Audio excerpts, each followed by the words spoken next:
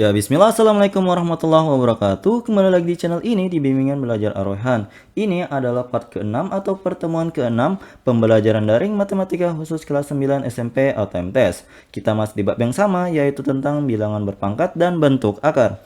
Sebelum kita masuk ke pembahasan pada video kali ini, ada tujuan pembelajaran yang diharapkan dapat tercapai untuk peserta didik. Yang pertama, peserta didik diharapkan dapat memahami pengertian bentuk akar.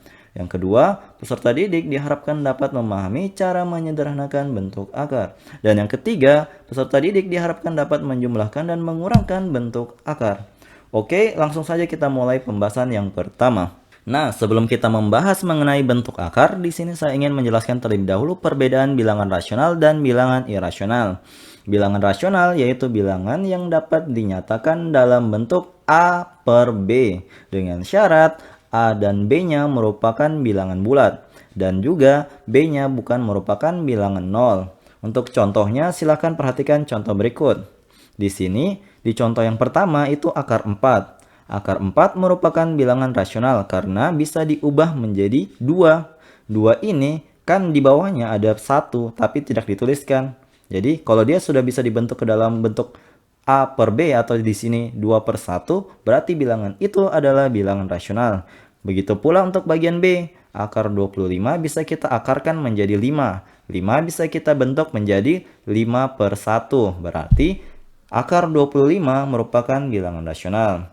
Untuk yang bagian C, angka 0,141414 ini bisa kita ubah menjadi pecahan 14 per 99. Berarti ini merupakan bilangan rasional, seperti itu.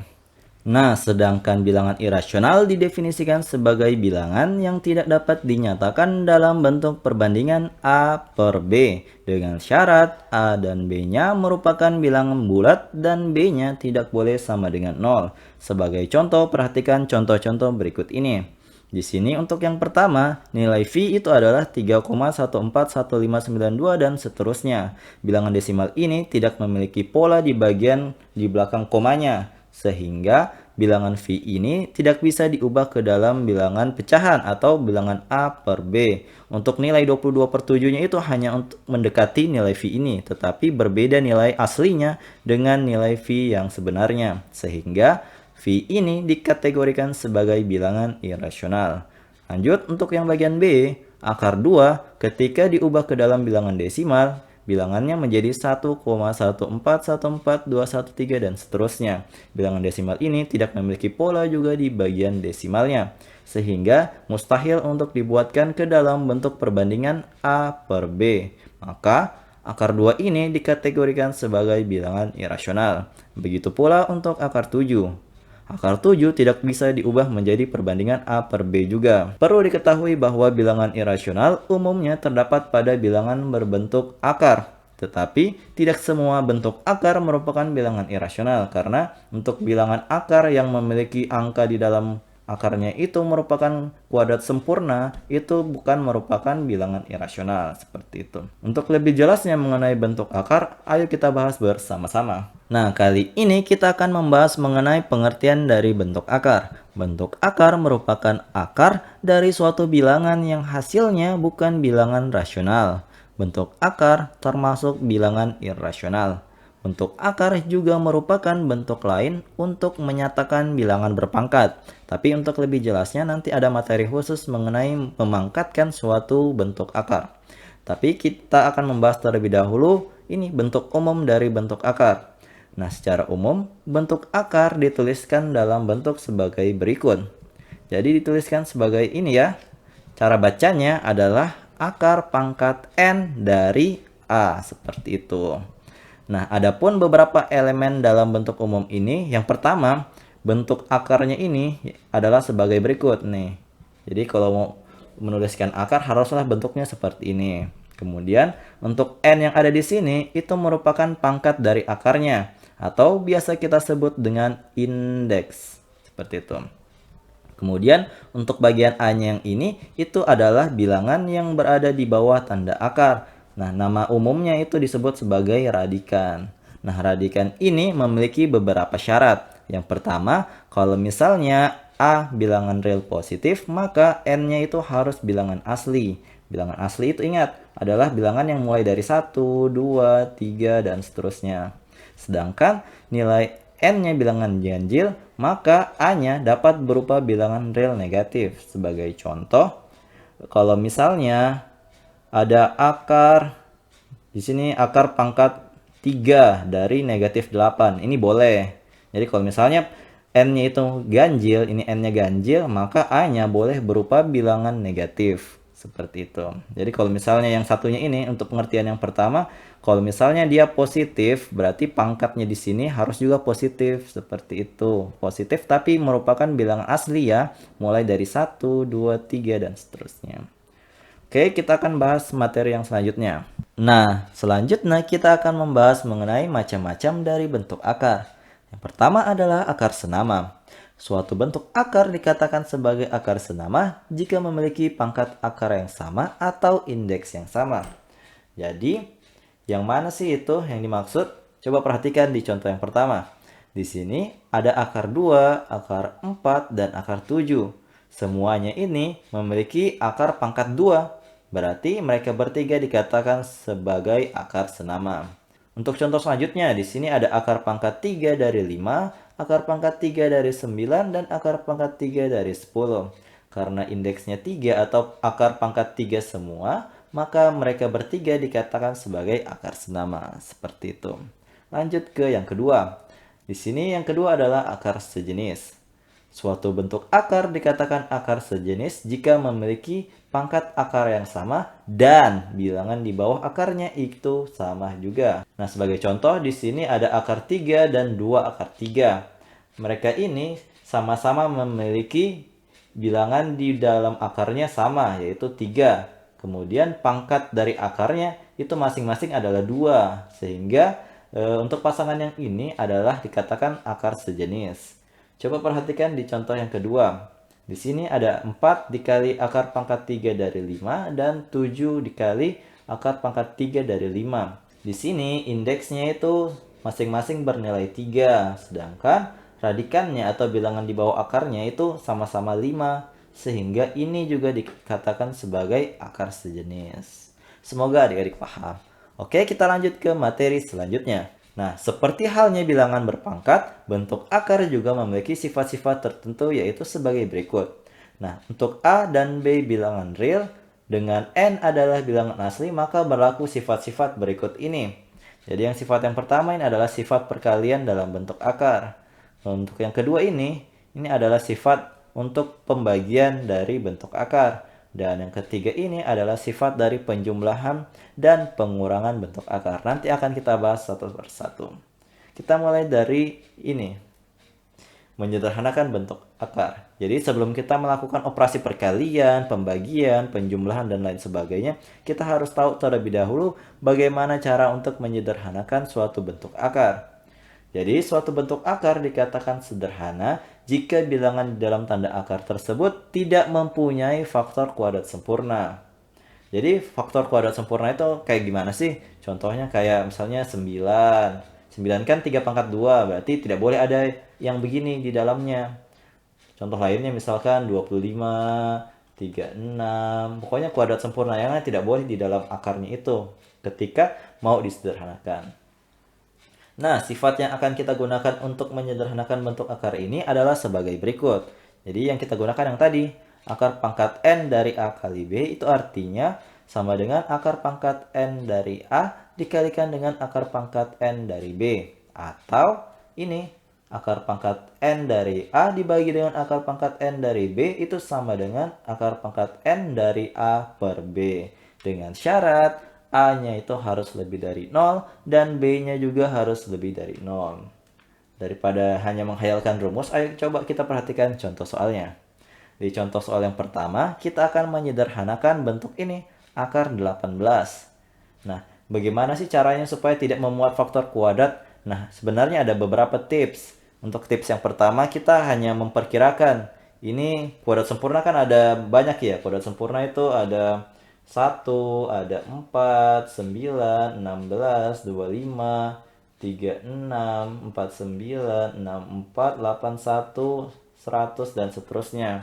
Nah, ternyata akar 18 ini bisa kita bentuk menjadi perkalian ini. 9 yang ini, faktor kuadrat sempurna 9 dikalikan dengan 2. Nah, kita akan menggunakan sifat yang ini tadi, sifat perkalian. Sehingga akar 9 akan nanti dikalikan dengan akar 2. Akar 9 itu sendiri adalah 3, berarti 3 kali akar 2, hasilnya adalah 3 akar 2. Seperti itu, ini adalah bentuk paling sederhana dari akar 18.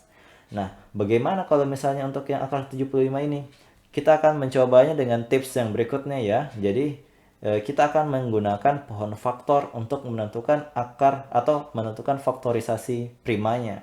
Untuk mempermudah kita untuk menentukan yang mana yang bisa disederhanakan, mana yang tidak bisa disederhanakan. Sebagai contoh, ini 75 kan? Ayo kita faktorkan. Jadi kalau menggunakan pohon faktor, kita akan menggunakan bilangan prima terkecil terlebih dahulu. Nah, bilangan prima terkecil kan angka 2. 2 tidak bisa, berarti skip. Ke 3. Coba kita bagi dengan 3. 75 dibagi 3 itu bisa. Nilainya adalah 25. Kita tuliskan. Kemudian lanjut. Apakah 3 masih bisa membagi 25? Ternyata tidak. Berarti kita lanjut ke bilangan prima selanjutnya, yaitu angka 5. Ternyata 25 itu merupakan perkalian 5 dengan 5. Sehingga bisa kita tuliskan. Akar 75 itu adalah 3 dikali ini. Ada berapa 5-nya?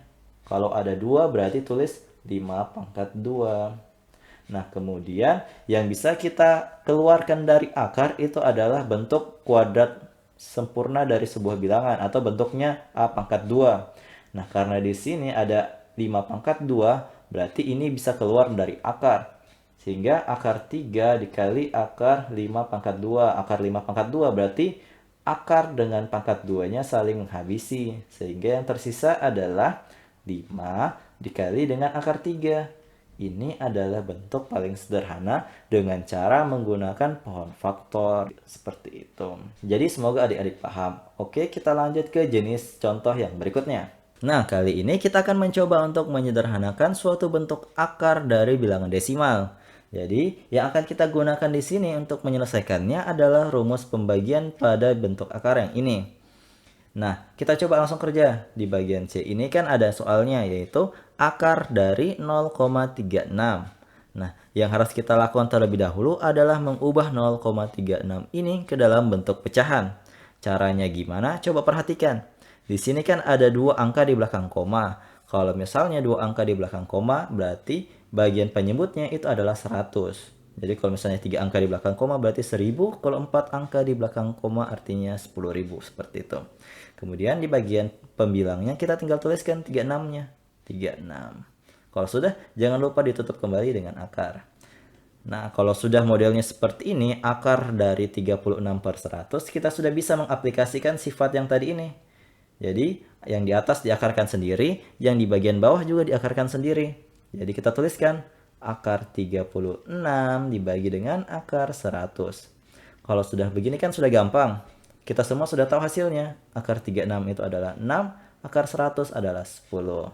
Kita tinggal mengubah bilangan ini ke dalam bilangan desimal. 6/10 itu artinya sama dengan 0,6.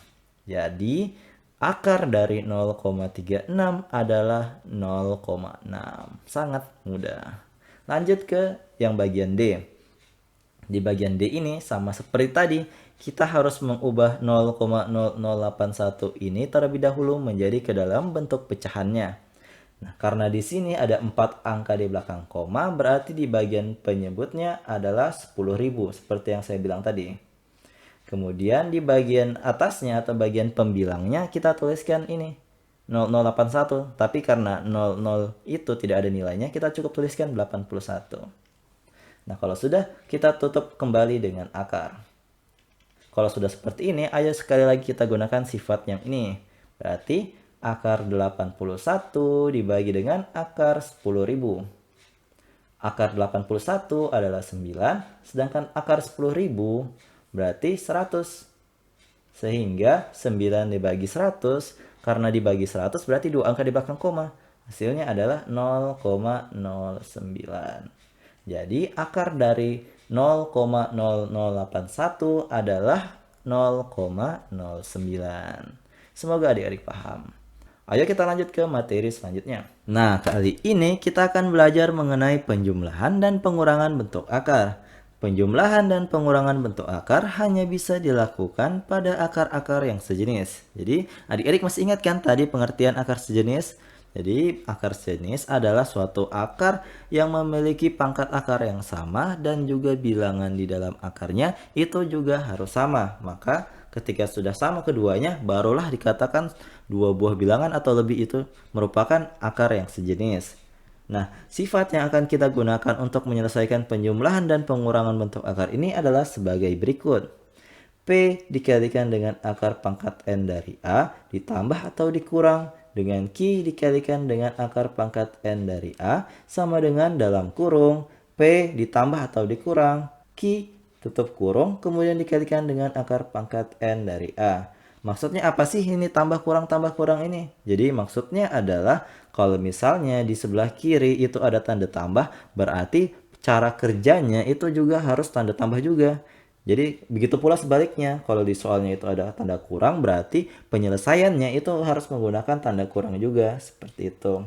Nah, untuk lebih mendalami rumus ini atau sifat ini, coba perhatikan contoh berikut ini. Nah, di contoh yang pertama, kita akan menjumlahkan akar 5 dengan 3 akar 5. Nah, seperti kita ketahui bahwa indeksnya atau pangkat akarnya itu kan sudah sama. Di sini 2, di sini 2. Kemudian bilangan dalam akarnya juga sama. Di sini 5, di sini 5.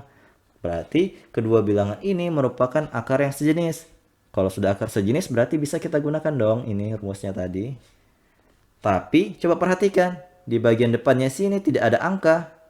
Ingat, kalau misalnya ada sebuah variabel tidak ada angka di depannya, itu sebenarnya ada angka 1. Begitu pula juga untuk yang bentuk akar seperti ini.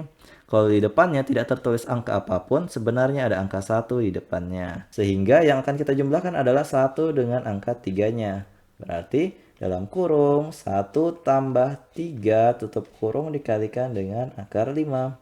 Sehingga hasilnya 1 tambah 3 adalah 4. Berarti kita tuliskan 4 akar 5. Sangat mudah. Ayo kita lanjut ke bagian yang B. Di bagian B ini coba kita perhatikan. Di sini indeksnya itu sudah sama semua. Akar pangkat 2, akar pangkat 2, akar pangkat 2. Bilangan di dalam akarnya juga sudah sama. Ini 4, ini 4, ini 4. Berarti kita sudah bisa kerjakan menggunakan rumus yang di atas. Jadi kita tuliskan dalam kurung 3 ditambah 5 dikurang 6 tutup kurung kalikan dengan akar 4. Berarti tinggal dioperasikan dong. 3 tambah 5, 8. 8 kurang 6 adalah 2. Berarti kita tuliskan 2 akar 4. Sangat mudah. Lanjut ke bagian yang C. Di bagian C ini agak sedikit berbeda ya. Adik-adik harus perhatikan dengan jeli indeks dan juga bilangan dalam akarnya. Ternyata setelah kita amati, di sini indeksnya berbeda. Ada yang 3, ada yang 2. Ada yang 3, ada yang 2. Kemudian untuk bilangan dalam akarnya juga beda. Di sini 2, di sini 3. Ini 2, ini 3. Berarti yang bisa kita selesaikan adalah akar yang sejenis saja. Mana sih yang akar sejenis itu? Jadi untuk yang akar pangkat 3 dari 2 itu akar sejenisnya adalah yang ini. Sama-sama akar pangkat 3 dari 2. Sedangkan untuk yang akar pangkat 2 saja itu sejenis dengan yang ini. Sehingga itu kita kelompokkan terlebih dahulu.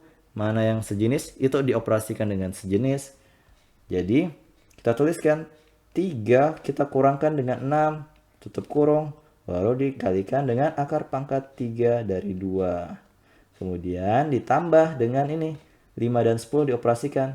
5 tambah 10 dikalikan dengan akar pangkat 3. Sehingga hasilnya kita peroleh 3 kurang 6 berapa? Negatif 3 kan? Berarti kita tulis negatif 3 akar pangkat 3 dari 2 ditambah dengan 5 tambah 10 berapa? Ya benar 15. Berarti kita tuliskan 15 akar 3. Jadi ini adalah solusi untuk nomor bagian C. Semoga adik-adik paham. Kalau sudah paham, ayo kita lanjut ke contoh berikutnya. Nah, di contoh yang ketiga ini kita akan menyelesaikan kembali sebuah penjumlahan dan pengurangan bentuk akar. Akan tetapi di sini ada sedikit perbedaan. Perbedaannya apa? Bentuk akar-akarnya di sini belum sederhana. Contohnya kayak akar 8 belum sederhana, ini juga belum sederhana, ini juga belum sederhana. Jadi yang harus kita lakukan terlebih dahulu adalah menyederhanakan masing-masing bentuk akarnya, kemudian nantinya baru bisa dioperasikan. Jadi untuk 8 ini, 8 kan kalau kita bikinkan pohon faktor 2 kali 4. 4 ini adalah sebuah bilangan kuadrat sempurna. Berarti kita bisa tuliskan akar 8 itu menjadi akar 2 kali akar 4. Akar 4 adalah berapa? 2 kan? Berarti kita tuliskan 2 akar 2. Sehingga akar 8 kita tuliskan nanti menjadi 2 akar 2. Seperti itu. Ya, kemudian untuk yang 32 ini ketika kita faktorkan itu kan kita bagi 2 terlebih dahulu. Hasilnya adalah 16. 16 ini adalah sebuah kuadrat sempurna. Berarti stop. Tidak perlu dilanjut lagi. Sehingga akar 32 tadi kita ubah menjadi akar 2 dikali dengan akar 16 berdasarkan sifat perkalian yang tadi sudah kita bahas bersama-sama. Berarti kita bisa akarkan sudah. Yang akar 16 kan 4, berarti 4 akar 2 khusus untuk akar 32 tadi. Lanjut. Ini 162, coba kita bagi 2. Ternyata 162 dibagi 2 adalah 81. 81 bisa diakarkan atau kuadrat sempurna dia. Berarti stop. Berarti kita tuliskan di sini akar 2 dikali akar 81. Atau kita tuliskan 9 akar 2. Sehingga bentuk soalnya tadi bisa kita ubah menjadi akar 8 jadi 2 akar 2. Akar 32 berubah jadi 4 akar 2. Kemudian dikurang dengan akar 162. Berapa akar 162 tadi? Ini 9 akar 2. Kalau sudah begini, kan berarti dia sudah sama nih kan indeks dengan bilangan dalam akarnya atau dia merupakan akar sejenis. Berarti sudah bisa kita operasikan seperti biasa. Kita tinggal menjumlahkan koefisiennya. Berarti 2 tambah 4 kurang 9 dikalikan dengan akar 2. 2 tambah 4, 6. 6 kurang 9 adalah negatif 3. Berarti negatif 3 akar 2. Ini adalah bentuk paling sederhana dari akar 8 ditambah dengan akar 32 dikurang dengan akar 162. Seperti itu. Ayo kita lanjut ke bagian B. Di bagian B ini 50 coba kita faktorkan. Ternyata 50 adalah perkalian 2 dengan 25. 25 adalah kuadrat sempurna, berarti stop. Berarti akar 50 adalah akar 2 dikali akar 25. Akar 25 berapa? Ya benar, 5. Berarti 5 akar 2. Kita tulis ini 5 akar 2. Kurang dengan ini, akar 48. Akar 48 itu coba kita faktorkan. Ternyata ini 2 kali 24. 24 bukan kuadrat sempurna, berarti kita lanjut. Bagi 2 lagi, hasilnya adalah 12. 12 bukan kuadrat sempurna, lanjut. 2, 6. 6 bukan juga, lanjut. 2, 3. Kalau sudah, ayo coba kita bentuk dalam faktorisasi prima. Berarti 48 itu adalah, ini hitung 2-nya ada berapa? 1, 2, 3, 4. Berarti 2 pangkat 4 dikalikan dengan yang terakhir adalah 3. Berarti nanti akar 48 itu sama dengan akar 2 pangkat 4 dikali akar 3. Akar 2 pangkat 4. Nah, 2 pangkat 4 ini kan 16. Berarti akar 16 dikali akar 3. Akar 16 berapa? Bisa dihitung kan? Berarti 4 akar 3 hasilnya dari akar 48 itu. Jadi kita tuliskan di sini 4 akar 3. Lanjut di 27-nya. 27 bisa tidak dibagi 2? Tidak bisa kan? Berarti kita lanjut ke bilangan prima selanjutnya adalah 3. 3 bisa. Berarti 27 bagi 3 adalah 9. 9 adalah kuadrat sempurna. Berarti kita ubah. Jadi akar 3 dikali akar 9. Akar 9 ada nilainya, yaitu 3. Berarti akar 27 itu nilainya adalah 3 akar 3. Berarti kita ganti akar 27 dengan bilangan tersebut. Kita tulis di sini. Nah, yang terakhir PR-nya kita adalah ini. 72. 72 ternyata bisa kita ubah menjadi 2 kali 36 berdasarkan pound faktor. Ternyata 36 itu adalah kuadrat sempurna, berarti stop. Tuh berarti akar 72 adalah akar 2 dikali akar 36. Akar 36 berapa? 6 kan? Berarti 6 akar 2. Selesai. Nanti kita tuliskan di sini. Ditambah dengan 6 akar 2. Kalau sudah seperti ini, coba cek yang mana yang akar sejenis. Ternyata yang sejenis itu yang ini. Yang sama-sama akar 2 dengan yang sama-sama akar 3. Berarti itu saja yang bisa dioperasikan. Nanti kita kelompokkan deh. 5 tambah 6 akar 2 ditambah dengan ini negatif 4 tambah 3 kali akar 3. Dan hasil akhirnya adalah 11 akar 2 dikurang akar 3. Seperti itu. Jadi ini adalah hasil akhir untuk soal bagian B. Nah, untuk lebih meningkatkan pemahaman adik-adik mengenai penjumlahan dan pengurangan bentuk akar maupun menyederhanakan suatu bentuk akar, di sini saya sudah menyediakan beberapa latihan soal yang bisa adik-adik kerjakan dari rumah. Jadi kalau misalnya ada yang mau ditanyakan dari awal video ini sampai dengan latihan soal ini, jangan malu-malu untuk komen di bawah. Jadi kalau misalnya video ini bermanfaat untuk adik-adik semua dalam proses pembelajaran daring dari rumah, jangan lupa like, share, and subscribe channel ini, dan jangan lupa nyalakan bel notifikasi untuk mendapatkan pemberitahuan lebih awal. Oke, sampai jumpa di video selanjutnya. Wassalamualaikum warahmatullahi wabarakatuh.